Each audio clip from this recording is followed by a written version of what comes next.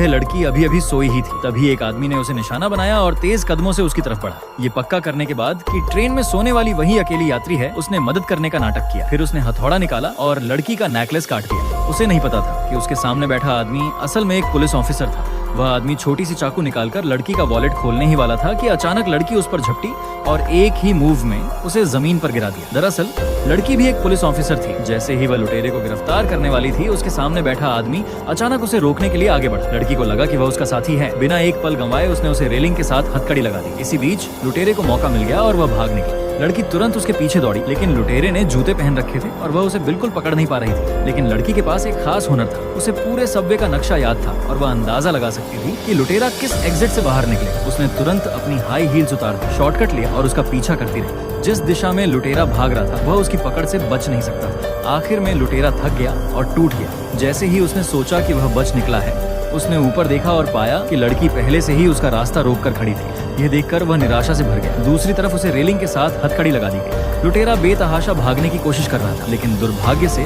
उसी समय उसका साथी मेट्रो में चढ़ गया। वह उसके बगल वाली कुर्सी पर शर्म के साथ बैठ गया और ऐसे दिखाने लगा जैसे कुछ हुआ ही नहीं। उसने कसम खाई कि वह लड़की को इसका पछतावा करवाएगा। जैसे ही वह पुलिस स्टेशन पहुंचा, उसने अपने दोस्तों से कहा कि उसने पहले ही लुटेरे को पकड़ लिया था, लेकिन उसे यह भी एहसास नहीं हुआ कि लड़की हिरासत में वहां पहुंच चुकी थी। ये देखकर वह आदमी शर्म से मेज के नीचे छिप गया। फिर उसे पता चला कि वह लड़की वही नई पुलिस ऑफिसर थी जिसने उसी दिन फोर्स ज्वाइन की थी।